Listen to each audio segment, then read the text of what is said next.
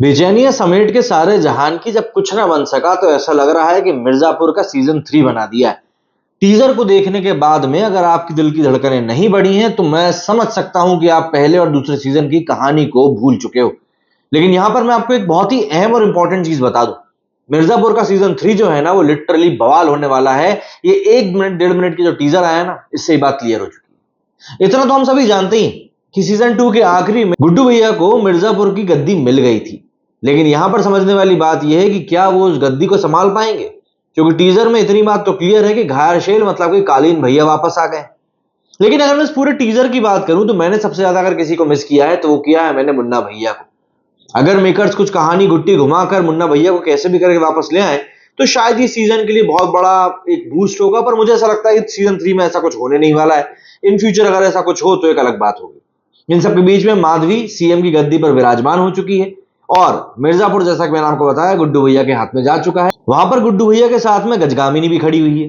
Height कम fight ज्यादा के साथ में उसका एक्शन इस बार काफी देखने के लिए मिलने वाला है। विजय वर्मा अपने चिर परिचित अंदाज में एक बार फिर से चाल चलते हुए दिखाई देंगे शरद के लिए। और शरद, जो कि कालीन भैया और मुन्ना भैया को हटाकर मिर्जापुर पर राज करना चाहता था, अचानक से उसके बीच में गुड्डू आ चुका है।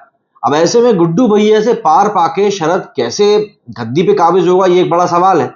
वहीं पर कालीन भैया भी उसके सामने बैठे हुए हैं, तो भाई बदला तो पूरा करना है। लेकिन इन सब चीजों के बीच में जो एक और कहानी चल रही है वो ये कि बीना और गुड्डू के बीच में आखिर क्या है। बीना को बच्चा हो चुका है। बीना भी यही चाहती है कि मिर्जापुर की गद्दी के ऊपर उसी का बेटा विराजमान हो। तो जाहिर सी बात है उसके लिए वो भी साम दाम दंड भेद हर कोई चीज करने के लिए तैयार है। तो मुद्दा यह है कि इस बार के सीजन में आपको इतने ज्यादा चुनावी दांवपेच देखने के लिए मिलेंगे एक घर के अंदर, एक शहर के अंदर, कि आपको भी लगेगा कि वाकई में इतनी भसड़ कोई कैसे मचा सकता है। और इसीलिए टीजर में ही बोल दिया गया है कि भैया इस बार खूब बकलौली होने वाली है, तो उसके लिए तैयार रहना पड़ेगा। देखिए, राजनीतिक माहौल अभी देश में वैसे भी काफी ज्यादा गरमाया हुआ है। अभी हमने देखा है कि मौजूदा इलेक्शन में क्या कुछ हुआ है। ऐसे में मिर्जापुर में जो उठापटक देखने को मिलने वाली है ना, उसमें भी चुनाव की थोड़ी बहुत हनक तो हमको सुनने को मिलेगी। एक बात तय है। तो अगर आपको भी वायलेंस के साथ साथ चुनाव पसंद है, आपको राजनीति पसंद है, तो ये सीजन आपके लिए ही होने वाला है। देखिए, अली फजल पिछले सीजन के मुताबिक इस वाले सीजन में थोड़े और ज्यादा फिट नजर आ रहे हैं। जाहिर सी बात है उनका किरदार जिस तरह का है उसको देखकर हर कोई यही चाहता है कि वो कुछ तो पॉजिटिविटी लेकर आए। लेकिन मुन्ना के जाने के बाद में कहीं ना कहीं जो एक इंटेंसिटी थी इन दोनों कैरेक्टर्स के बीच में, जो एक केमिस्ट्री थी, वो कहीं ना कहीं हमको देखने के लिए नहीं मिलेगी और वो हम मिस भी करेंगे। बट कालीन भैया को कहीं ना कहीं अब इस सीजन में अपने ग्राफ को उठाना पड़ेगा और इस सीजन को एक नई हाइप देनी पड़ेगी, क्योंकि अब मुन्ना भैया नहीं है। और कहीं ना कहीं मुन्ना भैया की जो फैन फॉलोइंग थी ना, वो मिर्जापुर के लिए बहुत ज्यादा जरूरी थी।